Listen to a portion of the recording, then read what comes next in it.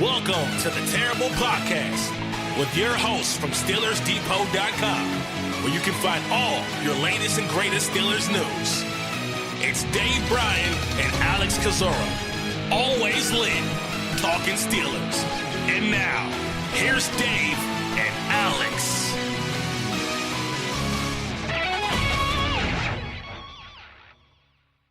Welcome to the Terrible Podcast, Season 9, Episode 66. He's Dave Bryan. I'm Alex Kozora, SteelersDepot.com. Let us be the last to wish you a Merry Christmas, Happy Holidays, and the first to wish you a Happy New Year. Dave, how was your Christmas? Let's go Pens! Let's go Pens! Let's go Browns! Let's go Browns! Let's go Browns! Oh, I guess there is still a chance there. Yeah, my Christmas was good. Look, we do low profile, high drag, you know. So we went to the casino first thing in the morning. I mean, I'm talking first thing in the morning, like 4:00, and had a nice breakfast and all, nice, peaceful, tranquil morning, if you will, and you know, I cherish those. I mean, maybe one day when you get to be my age, you will as well. But, you know, obviously we both work extremely hard on the site day in, day out. So to get a little time away like that, and that was nice. And then last night I did lay on the couch for a little bit and watch a little bit of TV, which is a rarity as well too. So and plus I ate a ton of food, way too much. What's a Dave Bryan breakfast? What are you getting? Oh man, steak and eggs. I mean,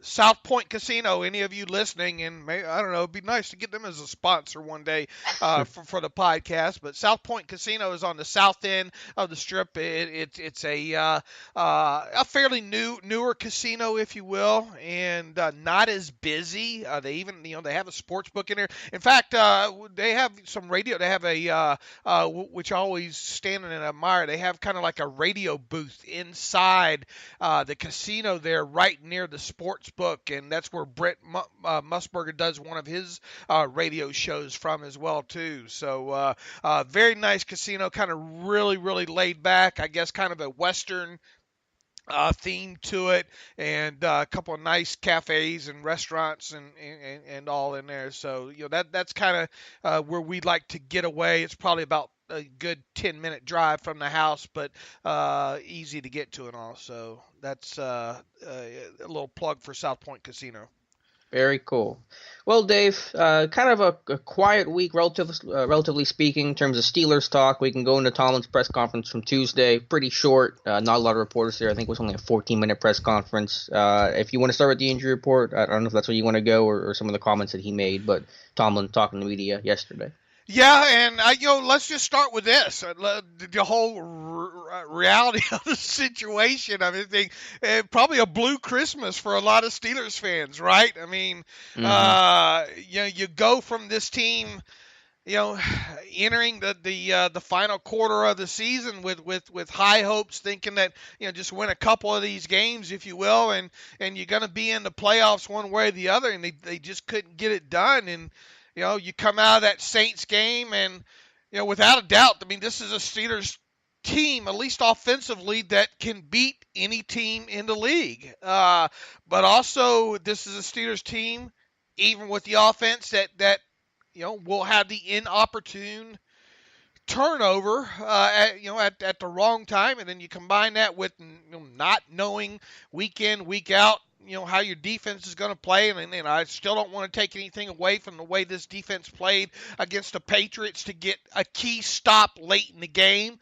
But there hasn't been enough of these with this defense this year, and it just has always seemed like it always goes back on the onus of the offense, to get this thing done. And then obviously, that didn't happen on Sunday against the Saints. And I think the last couple of days I've kind of been running around in my mind just kind of the finality of the gravity of this situation, if you will, that man, here they are. They need to win in week 17 here against the Bengals, and They're going to need a Browns team to beat the Ravens, because I just don't see how one can root for a tie between the Colts and the Titans there, because of just the improbability of that happening there. So that's kind of where my mind is heading into this Wednesday, and then obviously we had the Mike Tomlin press conference on Tuesday.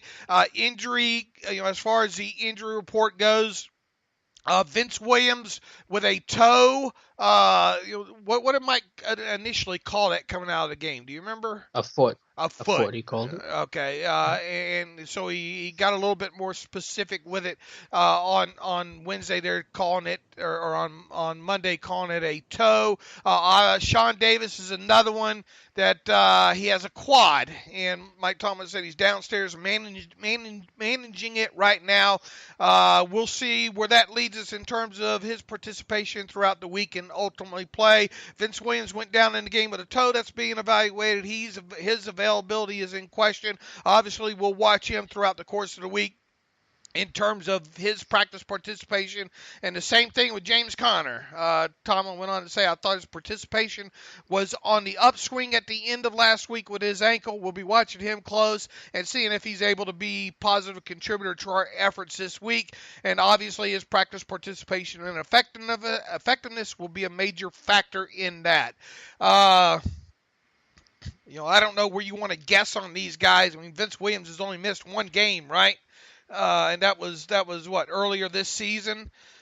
We'll see about him. Sean Davis, I would tend, based on kind of when Mike Tomlin was asked kind of later in the press conference, to say, well, who would fill in for those guys? He kind of stopped the media short and said, right now we're not ready to paint with a broad brush and exclude those guys. We're going to leave the light on for them. I know that's their mentality. It was just expressed to me by Davis downstairs, and you like that. The guys better have a lean-in mentality this time of year, and those guys do. So kind of hard to guess. We'll see what the Wednesday injury report comes out, but I would fully expect Sean Davis and Vince Williams to be on that. I would probably be surprised if either one of those guys were anything more than limited, and really the same thing with James Conner. And at this point right now, do you want to the last thing you want to do is rush James Conner back? I mean, I know it'd be nice to have him back, but if that ankle's not ready, and if you think there's an outside chance that you might be able to get into the playoffs, obviously you do have to win this game first and foremost. You can't just look past the Bengals. But I would be kind of judicious with the way I handled James Conner this week. Me too, and I pretty much agree. We'll see what happens. If Vince can't go, Fort will play a big role. If Davis can't go, probably going to be Dangerfield in at free safety. I think that's how they've done it in the past. We'll see. I'm not sure on that one. Yeah, it would be interesting for sure, because what do you do? I mean, you had Dangerfield play quite a few snaps in the middle of the season there after Burray went down. Obviously, Marcus Allen was active for just the one game, but you do have the 5 safeties, I think, still on your roster, and only dressing 4 of those. I suppose it would be Dangerfield. Yeah, because I don't think they had Burnett done a lot of free safety. They just kind of kept Burnett in his spot. But we'll see what happens. Like you said, I think Wednesday's practice report will be a good jumping off point, and we'll go from there. Another thing about this season that really, if it obviously if it continues down the path that it's going, or it looks like right now with them not making the playoffs, the other discouraging thing to throw on top of everything else. I mean, this was a team that had the second best odds to win a conference many moons ago. It was the Patriots and then the Steelers, I think, had the second best odds to win, not just AFC, but to be a conference winner there. The thing that goes along with that is this team's been relatively healthy all year long. I mean, yeah, Marcus Gilbert, went down, but it became really an afterthought with him on a week in, week out basis because of the way Matt Filer and Chooks had played. That okay, well, they're making it fine without him. And obviously you had James Conner on the back end of this season with his ankle injury, but for the most part, I mean, this has been an injury-free season for the Steelers. And how many times are we able to say that to that degree? Obviously I think there's a lot of luck that goes along with injuries, and for this team that had such high prospects to not even have the injury bug to deal with this year is just another thing that just makes you face palm. Yep, I mean, injuries can't be used as really an excuse because Steelers have it better than probably 28 teams in the NFL this year. So Tomlin was asked a lot about penalties, which was to be expected. I thought maybe the most interesting thing he said, the most honest part he said, beyond just the cliche stuff so he doesn't get fined, was talking about the 4th and 2 pass interference on Joe Hayden. Tomlin said that he did not think that Tua had tipped the football, but he also didn't think it was pass interference. And he made that point specifically. He wasn't even asked about that. He said it kind of as there was a lull in the moment. What was your thoughts on that? Man, I know you've looked at this thing probably 20 times, and I've done it for 400 times. I think you have to call hold or pass interference on Hayden either way. It does look and look, yes, Michael Thomas is a little bit handsy coming off of the line of scrimmage on that play as well too. But you just can't pull the guy down like Hayden does. And then you can't get that back arm wrapped around him the way it does. If you look frame by frame at the TV view, that I have going backwards and forwards to show how inconclusive the to-it tip is, which I still not convinced he even hit that ball. But you start seeing coming into frame, Thomas come into frame, and Hayden's got him hooked pretty good with that left arm around him. And I just don't see how you can say that he was 100% innocent. And yeah, I know AB using the defense that AB gets held all the time is not how you defend your team committing a penalty. You have to look at each play in a vacuum, if you will. And I think if you go frame by frame with this, not so much on the all 22, but on the TV tape, I understand why he was flagged, and I also understand why they ruled that it was not a tip ball. So I go against Tomlin on the whole DPI thing because I think Hayden was just a little bit too physical in that situation there. So do I. I think the tip is inconclusive. Yes, you can argue that it was tipped. It's really hard to say. The call is the call, and I don't think you can overturn it, given that there was no indication from the refs that it was tipped. And then the PI or the holding, I mean, there's definitely a penalty there. Even if you want to argue that it's holding and not PI, it's still a first down. I mean, Hayden grabs Thomas, inside the numbers and pulls him down, pulls him forward. That's going to be a call. I'm sorry. You can be a little aggressive and punch him, but you can't grab and pull him down. That's going to be holding for anybody. So I didn't have a big problem with either of those calls. Now, you're not just taking the company line, right? I'm getting that sweet Dave Bryan money to shut me up. Yeah, that's exactly right. People have this notion that you follow suit with me. Look, I mean, Alex speaks his own mind here. If he didn't think this was the way it is, I mean, you've looked at it, right? I mean, it looks like he hauls him down just right off the line and then gets the arm around him as he's coming out of the break there. I just don't see where Tomlin's coming from to say that's not PI.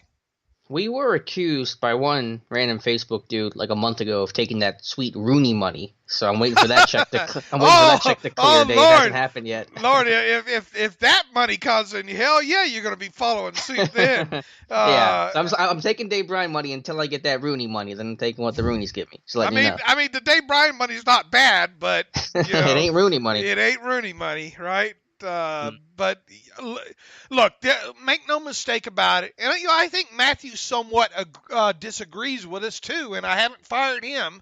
After the new year, you're just waiting for it. Right. The penalties definitely sucked in this game, but without a doubt, I mean the early Hayden PI, horrendous. I mean, absolutely horrendous. Call, but moving forward from that, I mean, could they have called on the should the McDonald call, next to last play, I guess, if you will, had been ruled pass interference and not holding, and would that have changed the play call after that? Yeah, I mean, I can see, because look, go back to what, and I think I put this to what Gene Steratore put in there, his tweet in the one about the Mike Tomlin quote there on the PI and all. Gene wrote, "This play was defensive holding that evolved into pass interference. In scenarios like this, the officials will enforce the pass interference penalty as the holding continued while the pass was in the air." And I think this is exactly what happened here. And I don't understand. Part of me thinks this is Mike Tomlin just standing behind his player in Joe Hayden, because Joe Hayden's comments the other day after the game, I don't understand how us defensive backs can play. Look, I admit it's a very slanted game for the offense right now. And, if you're in a big game, in a big crowd situation, probably the home team's going to get that flag 8 times out of 10, It sucks. I mean, that's why it's called home field advantage, right? And yes, there were penalties in this game that were a little bit disturbing. I still don't know what happened on that second quarter one where, and I put a gif of that last night on my timeline, Twitter. He throws the flag. And that was after Ben was taken down kind of aggressively, and I think he tried to rip the ball loose, and then Grimble tries to take how do you pronounce his last name? Anzalone down, and then I think Anzalone says something, to Grimble is all I can get, and then a flag comes out, and then all of a sudden that flag disappears. So that was a little bothersome to me. What other penalties bothered you the most in this game? It was really just the Hayden PI. I thought the Vance illegal contact was going to be pass interference at the end of the game. I thought it should have been pass interference, not just illegal contact. The refs at one point ruled too many men on the field. Then they realized they counted wrong and picked up the flag. So that was ultimately irrelevant, but an embarrassing moment. But really, again, we went through all the penalties on Monday's show. The Hayden PI, to at least us, was the only super egregious, 100%, no doubt, terrible call. All the other ones can be generally debated and argued, and a lot of the officials or former officials say that it was the right call. And again, I know that the magnitude of the moments were different in terms of when the penalties were called. The Saints were flagged more and had more yards assessed against them than the Steelers by game's end. All right, now, what did you think about the touchdown to Thomas? Did you think that was a push-off or no? Not enough. I mean, it's so tough to draw offensive pass interference. It's got to be blatant, and to me, it didn't reach that level. Me either. It looked more like hand fighting there, and it looked like Hayden slipped, I mean, there's a little bit of a push, some contact, but the receiver's going to get that. That's just the reality. AB gets that all the time, so we can't complain about Thomas when AB thrives off of that. All right. Someone said we didn't talk enough about the play with the deep pass to Michael Thomas down the right side that was bang, and Sean Davis knocked the ball out, and Mike Tomlin didn't challenge that. Mike Tomlin talked about that or was asked about that yesterday as well too. And let's see if I got the quotes on that here handy. What did you think? Did you think he should have challenged that? Looking back at it after you posted it, I thought it's definitely a closer play, because when I saw it live and they showed the one replay, I thought it was a catch. It's hard to tell because I think that foot gets obstructed by another body, so it's one of those where it's like, is there enough evidence to show that he stepped out, even if you think he did? That foot didn't come down fully in bounds. No. So I'm talking about the other one on the deep pass down the. Oh, I'm sorry. Down the right hand side. Davis knocked it out. Right. Okay, my bad. Again, that one's such a bang play. I know it looks good, like you could win that, but I don't think they're winning that, so I was okay with it, no challenge. Mike Tomlin says, I don't know whether legally they would have allowed me to challenge or not based on the initial reading on the field. First of all, that's not what you want coming out of your coach's mouth there. I don't know whether legally they would have allowed me to challenge or not. Hopefully, I guess the real issue there would just be, would there be enough of a clear recovery, which there was, to challenge it? Would they have let that play continue? The thing is there's a clear recovery by Burnett on that play. Right. And whether or not the whistle was blowing right away, because it's hard to discern when the whistle was blowing after Burnett picked that thing up. Was it immediately ruled incomplete and we just couldn't tell with the whistles, or was it about 3.5 seconds after Burnett? Yeah, but that's what I think Tomlin is saying there, just to be clear. All right, I'm not so sure, but he says, but in my bird's eye view, I thought it was banged out and it was an incomplete pass.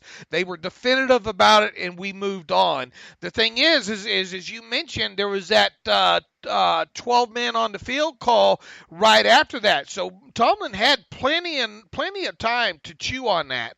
Now, I'm looking at the replay right now that I have the clip up on.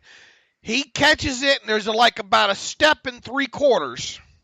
He gets the almost 2 full steps, if you will, before Davis comes through and knocks that ball out. And to me, there was enough of a football move to put that ball away that I think I would have challenged it, depending on what angle. If I had the TV angle right after this thing happened and I saw this just the way I'm looking at it right now, in the moment, I think I would have challenged it.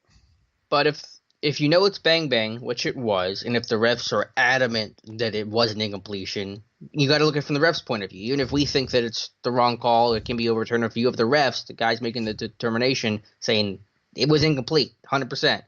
I mean, what would give you the reason to challenge it at that point?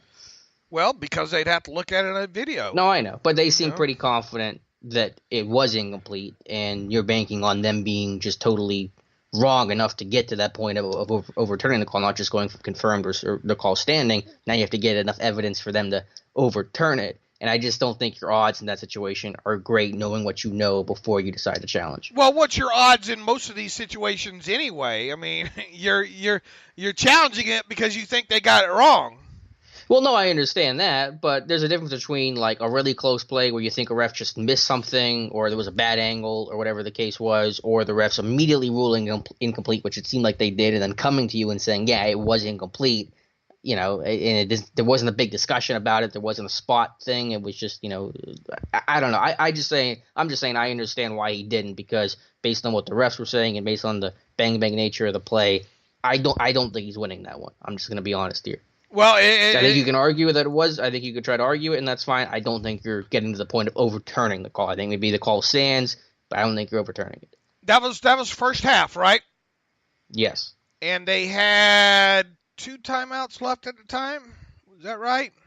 I'd have to look. I think probably. Before. I think I challenge it because of the situation there. How much do you think it? You don't think it played into Tomlin's misses last 10 challenges or whatnot? Do you think that played any into it? Nah, I don't think he cares about that.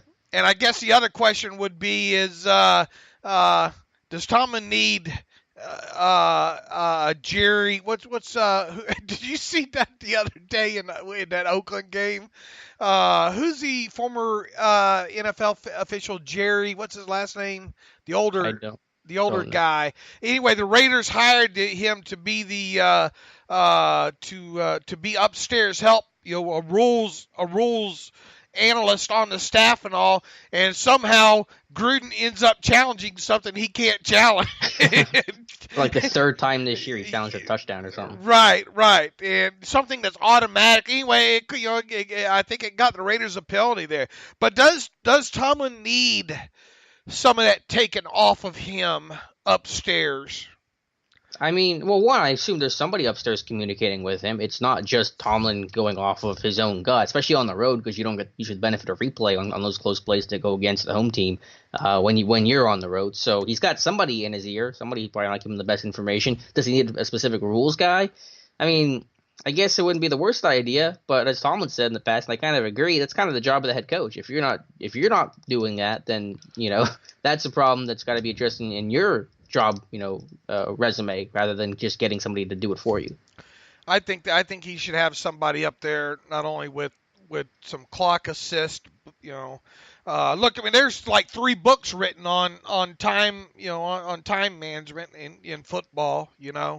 I just think Tomlin has to get better at it. I think I want him to get better at it, not somebody just to do it for him. Well, he's had this long to not get, and he hasn't gotten better at it. Well, they've had this long to hire somebody for him, and it doesn't seem like they're going to. Yeah, I mean, look, I think they're more into analytics than they let on. I do, but I mean, I would like to see more of that kind of stuff addressed. But anyway, we'll save a little bit of that talk for after the season. There, what else? I just think that would have been a perfect time to challenge that on the Thomas play. What else do we have from Tomlin that caught your eye? Just real quick for that Thomas play, do you really think? Be honest here. Do you think they're winning that challenge if Tomlin does throw the red flag? No, I'm not 100% sure I do. No, I'm not 100%. What percent would you put it at that it's going to be overturned? I'd say 40, maybe 30 to 40. That's too rich for me. I don't think they're overturning it. I think it's like a 10% chance. I mean, if you look at this thing, he moves that ball, and I mean he moves that ball to the other arm, and then he's looking at Davis coming at him at that point. To me that thing, it will get into the point of how much of a football move is made. Yeah, I don't trust the refs to figure that stuff out. All right. That's where I'm at. If it's second half in that same situation, I have 2 timeouts or whatnot, and the game, is as close or whatnot, maybe I don't. But in the first half, I think I do. All right, I get it. Yeah, Tomlin, again, not a whole lot going on. Talking about Juju and recovery. Juju's going to be fine, obviously. He's going to make some big plays this Sunday. I don't have any concerns about that. But clearly he's kind of been at his lowest point this week for the loss. And he's 22, and that's got to weigh on him super heavily because he's really somebody that's never had to deal with a moment like this before. So that'll be interesting to see. Yeah, I'm not worried about that kid. No, not one bit.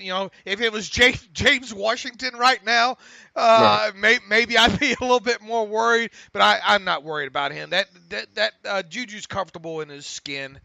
Mm-hmm.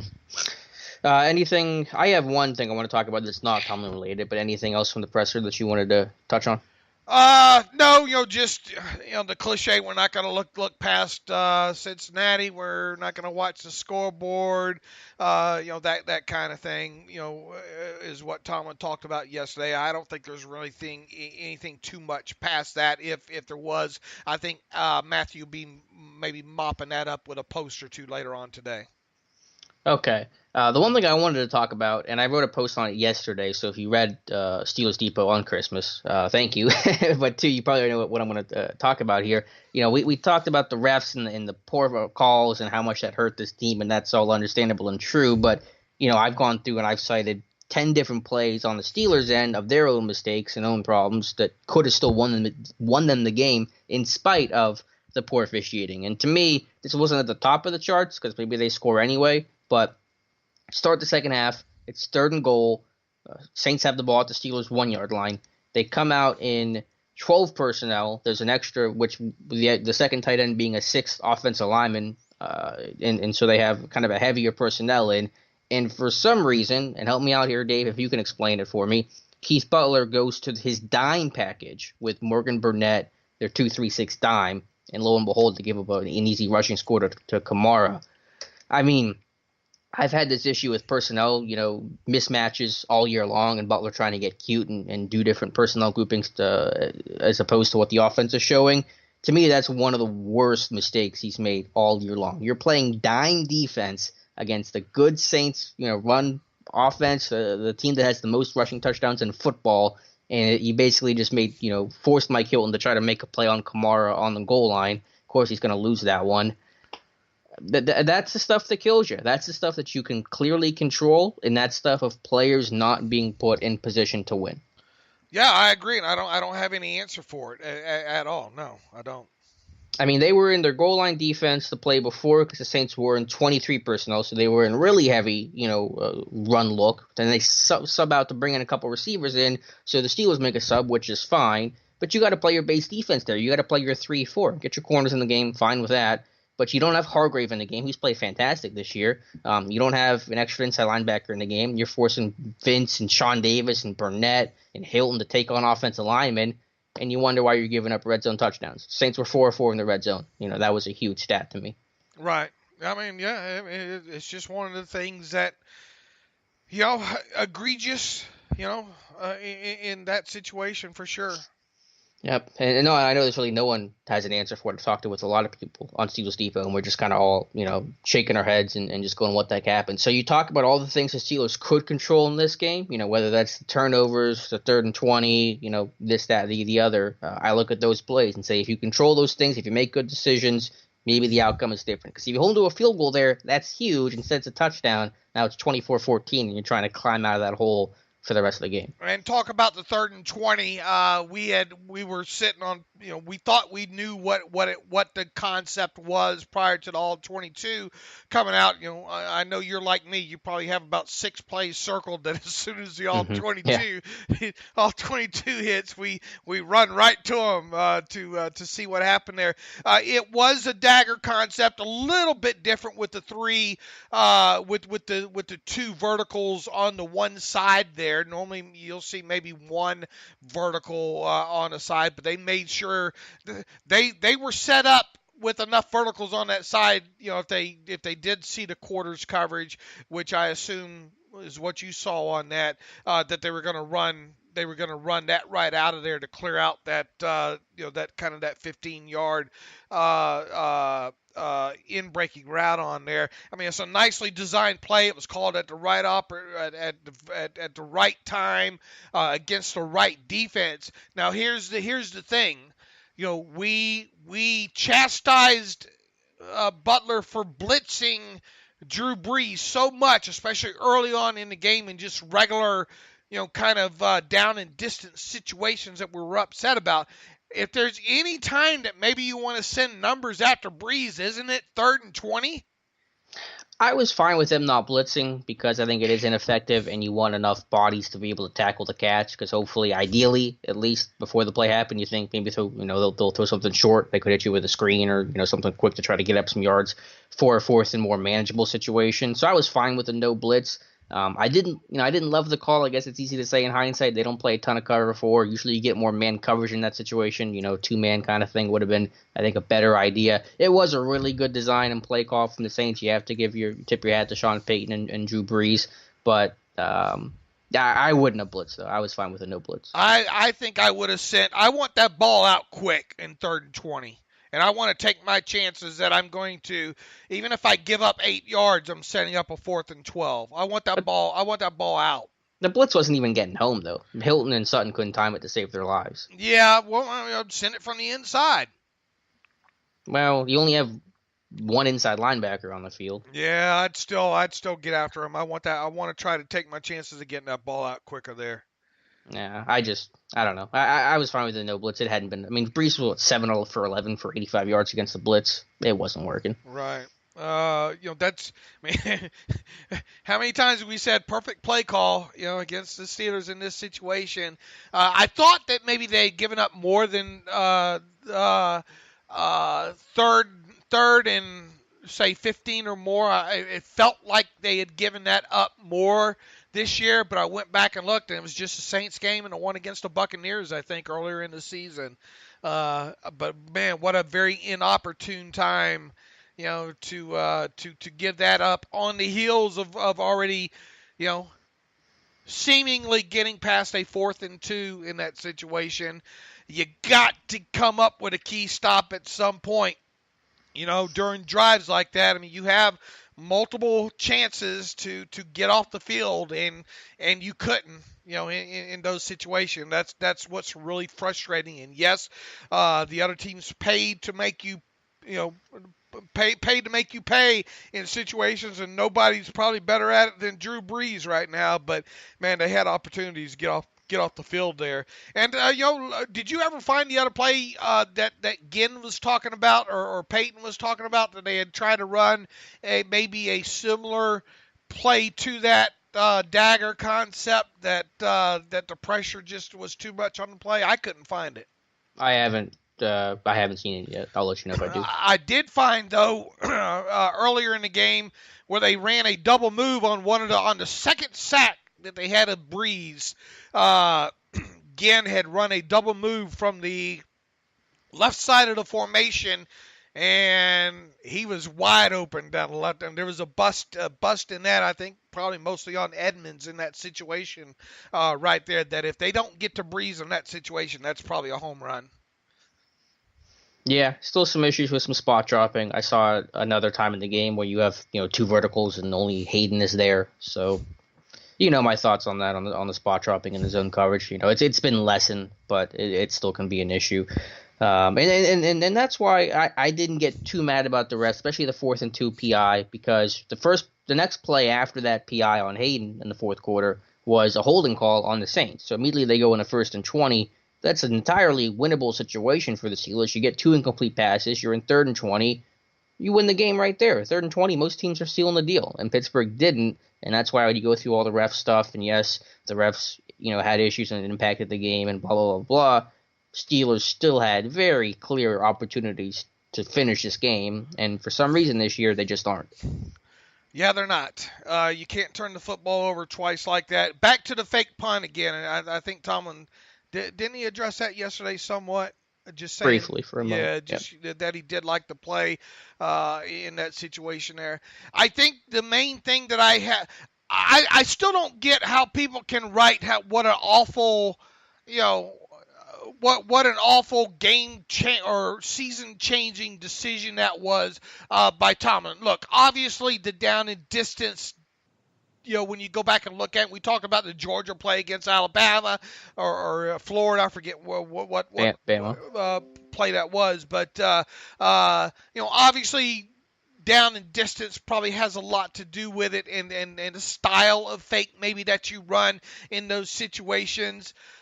If they convert that, I mean, is anybody at all writing anything about how stupid Tomlin is or how bad a decision that was, if they get it? Well, no. I mean, obviously, it's one of those hindsight things, but as you talked about on Monday's show, initially you felt like it was a hindsight play where if it works, everyone loves it. If it doesn't work, everyone kills it. But you even agreed that it was probably just still a bad call regardless of whether it worked or not. Right, because of the down and distance and the style that it would, and the type play that was run. Yes.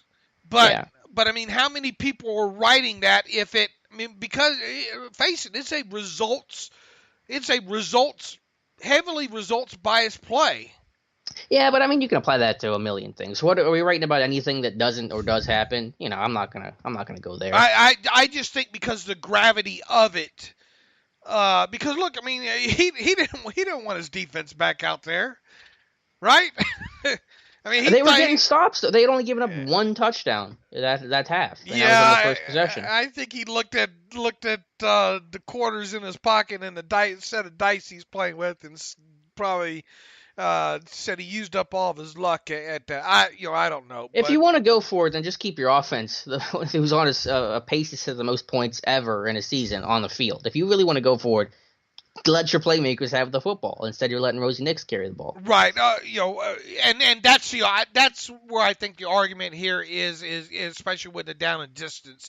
If we're talking 4th and 2.5, then high diddle send Rosie up the middle. Yeah, that's what I said on Monday. I like the reference. Yeah. Is that nursery rhyme still in your era there? Did your mama sing that to you? Probably, but I remember the old Steelers broadcaster for Fran Rogel, hey diddle Rogel, up the middle when the Steelers were that 3 yards on a cloud of dust kind of team back in the 60s, I think it would have been. There you go. That shows your football history there. Like I said on Monday's show, yeah, if it's 4th or 2, I mean, you can get that yardage because it's an element of surprise. But especially once you motion Dangerfield out, which is what they did, they put him out wide. Like, the Saints have alarm bells going off in their head. Like, hey, something's up. But that's the other problem. I think maybe that play works. I know you take one guy out of the box, but maybe that play works if you don't move Dangerfield, because now you got some big alarm bells going off. Right. Or give, we see throughout games how opposing or punt return teams will get a little bit lackadaisical and not the punt rush won't be so much as maybe the return might be on, and that Mm-hmm. in other words, you'll see those guys as soon as the ball snaps, they're going back the other way instead of going after, rushing hard in those situations. Well, obviously your guys off the edge are probably still going to come hard, but unless you have a full-fledged block on, sometimes especially late in the game situation there where they're thinking, and I haven't gone back and looked at see how they reacted, but I'll tell you this, they probably reacted a little bit different than maybe what they were going to react initially once they saw Dangerfield motion out. You're begging you're begging for at least one of the guys on the 11 on the other side saying, hey, what the hell's going on here? Mm-hmm. And with Dangerfield, that's not just a dude getting moved out. That's the quarterback of the punting unit. That's the personal protector, the up back, whatever you want to call him. That's the dude that communicates everything, that's integral to everything, helps snap the football too. And now he's gone. Now you've moved him out of the play. So that's not just a random guy getting moved. That's like Ben getting flexed out. It's like, what the heck's going on? So that's the level we're talking about here when we see Dangerfield motion out to the slot. Right, and it goes back again to down and distance. Sure, maybe you can run that same thing if it's 4th and 2, 4th and 3, but I think that's probably where you draw the line. But it was a 4th and 5, 6. That's. I'm sure dangerous. I'm sure they saw something, but I still didn't like it. All right. Anything else that stuck out, from that game?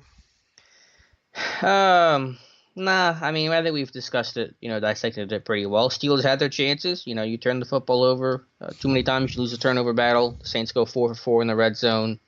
Those are things that are tough to overcome against any team, especially an excellent team like the Saints, number 1 seed in the NFC, at their place. It's just, you're asking a lot. What'd you see in the sack breakdown? The first 2 were weird. They were mostly covered stuff. Really hard to pin on an offensive lineman. The third one was Jalen Samuels again, blowing a chance on Demario Davis, letting them through. The woes of a rookie. I think, again, the start of the year, his pass protection was better than I expected. I think as teams are starting to go after him more, getting more used to him and his issues in pass protection, they're challenging him more often, and I think he's having some big problems. All right, shall we get to some emails here? Yeah, let's do it. Tyler Golford writes, Dave and Alex, my question is more or less procedural, administrative, and I'll keep this short and sweet. Have the Steelers already more or less made their decision on whether guys like Butler, Porter, etc. will return next year regardless of what happens with the rest of the season, or would making the playoffs maybe save their jobs in spite of their issues this season? Thanks, guys. Love the show, insight, and hope to hear what you think. Look, I'm not going to pretend to know what goes on that deep behind the closed doors there, but I would think you're just so concentrated, Rooney and whoever, just so wrapped up right now with what's happening now. To me, I think it's kind of fruitless to kind of in the back of your head say he's gone, to treat it more like a fan might, Personally, I think you just have to wait because what happened? Look. Like, it looks bad right now, but if, and it's a big if, the Browns win, and I do think the Steelers can beat the Bengals, and by the way, we'll have a further kind of breakdown of the Bengals on Friday. We just didn't think it was fair to get the beat writer in here a day after Christmas and all like that, so we'll try to break that down a little bit more in depth on Friday for you guys and gals. But I just find it hard to believe that Art Rooney already has his check marks next to names.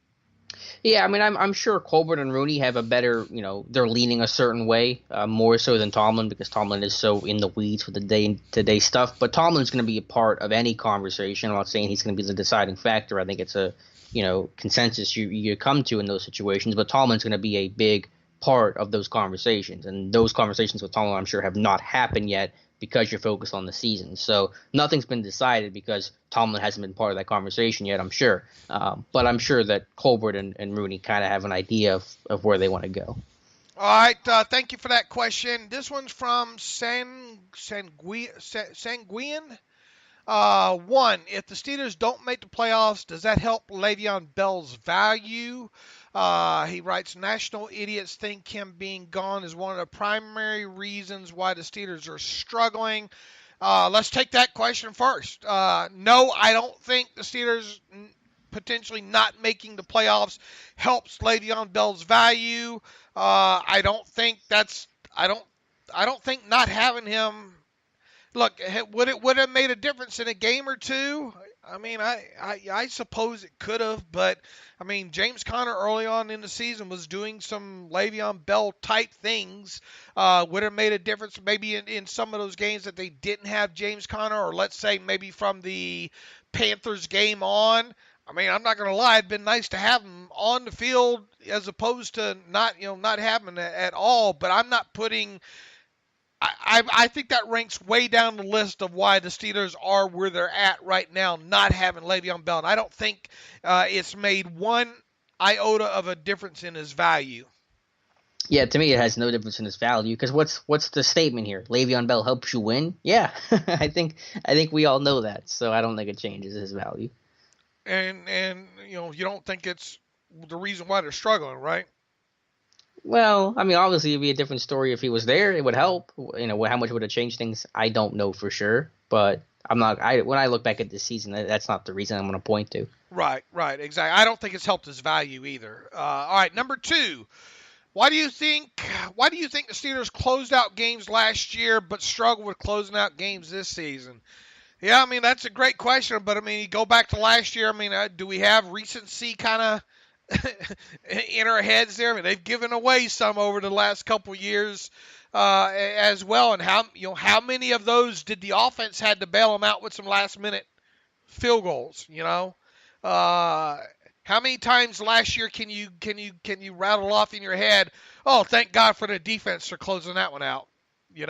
Well, the question didn't say the defense. It just said the team, whether that's offense or defense or special teams making the play. Okay. And all right. I don't think it's recency bias because I don't have the numbers. I looked at them midway through the year. But the Steelers in one possession games from like 2014 to 2017 have a really good record. This year they're like 500, I think. So there's a legitimate point there. Now, why is that? I don't know. Special teams has something to do with it. Obviously, Boswell made a lot of clutch kicks in the past, and for the Oakland game, for example, you have the disaster that ended up there. So that's one element of it. But other than that, I can't give you a good reason why. It's different, but I don't know why.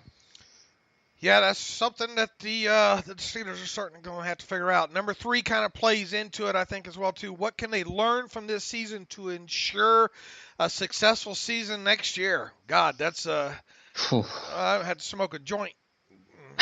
Okay. It's a response I don't know I was expecting. We'll try, It's a day after Christmas. Geez, what can they learn from this season, Alex? That's a pretty big loaded question. You need more playmakers. You need more talent in the secondary. You need some ball skills. You need more talent on this defense, for sure. Look, I mean, I think based on the people that are set to come back, next year under contract and all like that. I mean, give me this offense next year and I'm fine with it.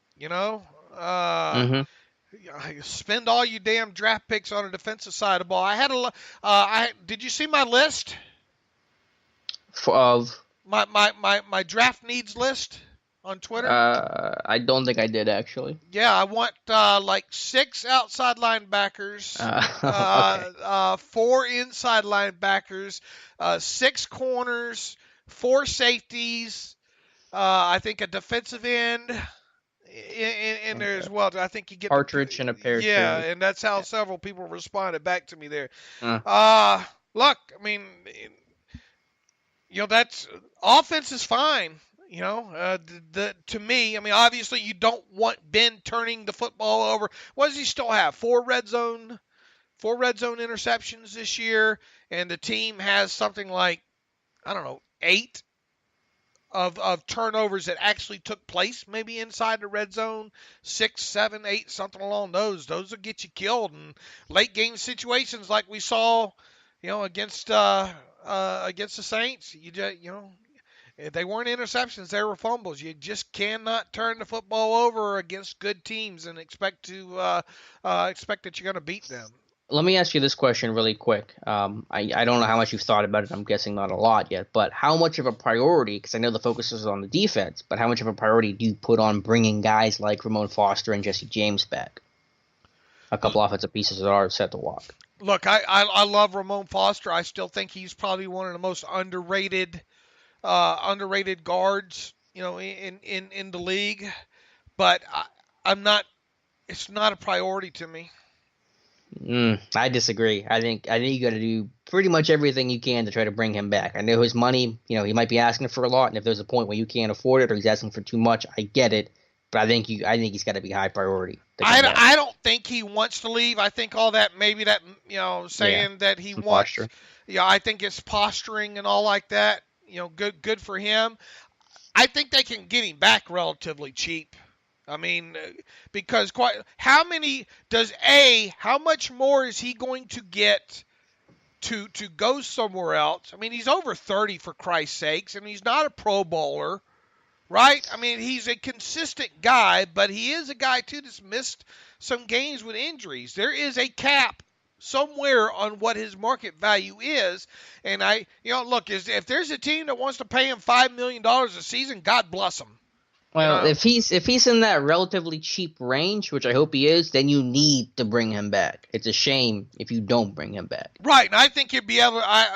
Realistically, I think he does not want to go. I mean, let's face it. How many more years does he have? Yeah, 3. 1. No, he's got more than that. Nah, I think he. You think he has 1 year left? I think he's got 1 year left in him. Like literally, he's going to retire in 2020? No, or you think it's 1 year of good play? 1 year of good play left. No, he can do at least 2.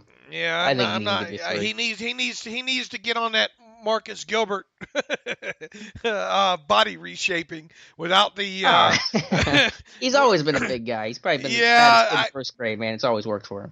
Yeah, I'd just like to see him in a little bit better shape, if you know what I'm saying. I mean, he's a big guy, He's a good athlete. I think for his size, he's a good athlete.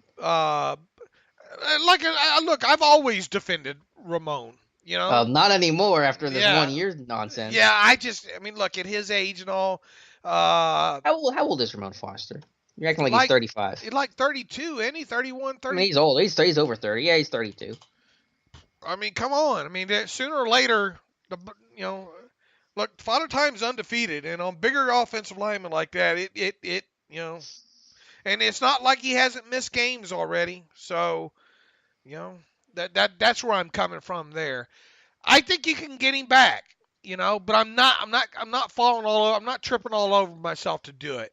Now, obviously Gilbert, and we don't want to get too deep down this rabbit hole, but at this point with what Gilbert's making and with the games he's missed, you got to cut the bait, cut it right then. What are your views on Burnett at this point? I mean, Burnett has made a couple of plays at this point, but I mean. You want to talk about a guy that might literally has maybe 1 year left before he retires. I think it's him. And yeah, he's made a couple plays and he had a nice breakup against the Saints, but you need more speed, you need more athleticism, you need a better cover guy, you need someone who's going to be healthier. Those injuries aren't going to go in the right direction at 31 for him now. So move on. Who else might need to take a pay cut or be gone?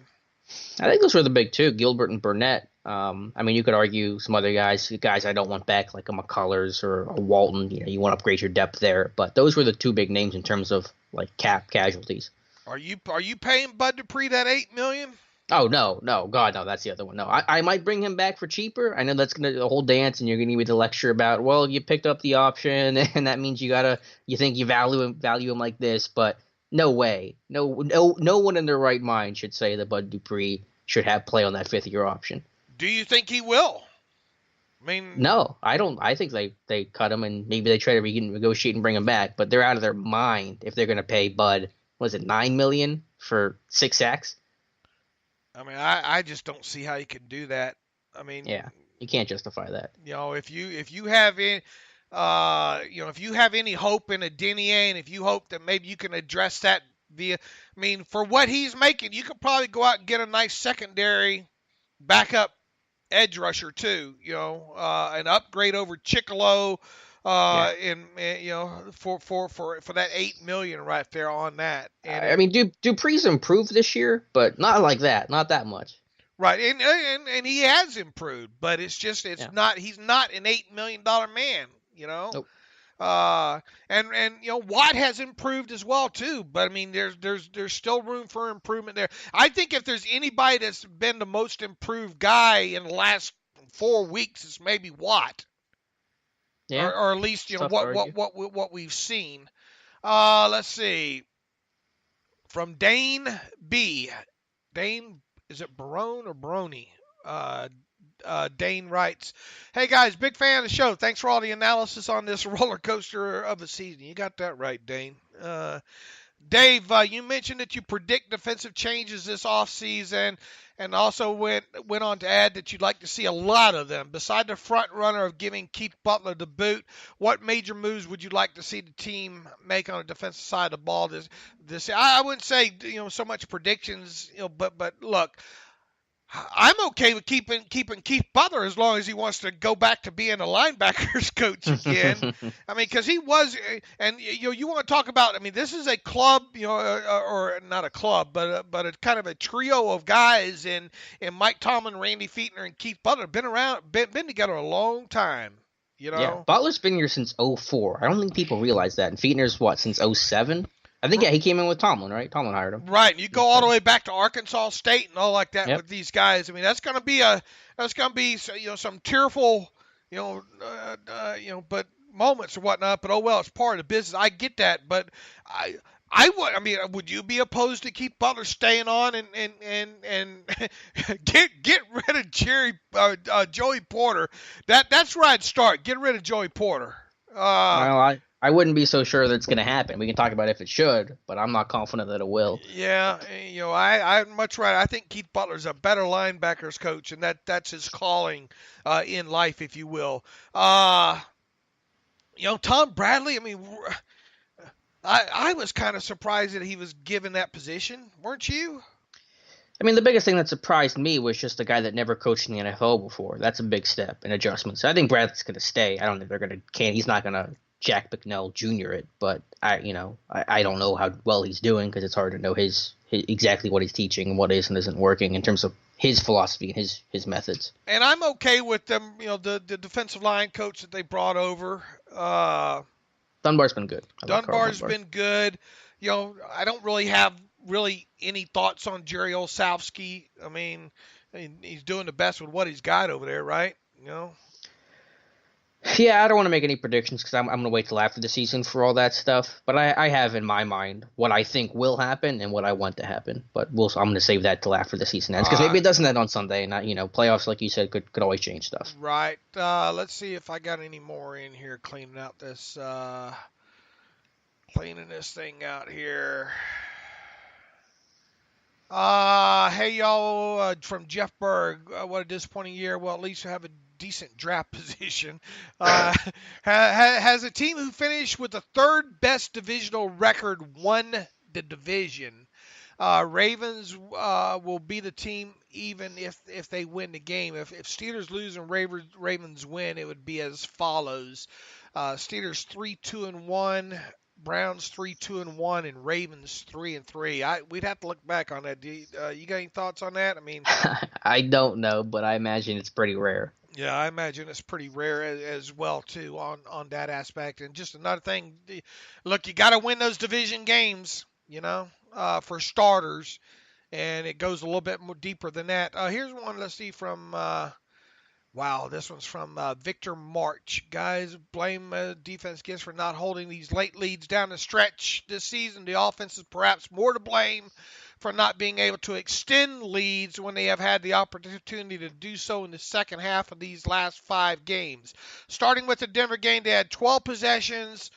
With the lead in the second half, this is what they have done. 4 punts, 3 interceptions, 1 fumble, 2 lost on downs, 1 missed field goal, 1 made field goal. No TDs and only scored once. I think it's a big reason why they have lost these games. Here they are, if interested. He kind of details those possessions and all like that. Yeah, look, I mean, you never find, I don't think either one of us are not accusing the Steelers' offense of being able to sweep the leg, if you will. There have been times where you think, just get on top of these guys, because it makes defensive play calling a lot easier when you're up 2 scores. Yeah, the offense hasn't finished like it needs to. It's turned the ball over too much. They've had a chance to put points on the board, whether that's the Denver game, a little bit of the Oakland game, Chargers, Saints. I mean, you can go with any of those losses. So the offense isn't completely absolved from the issues here.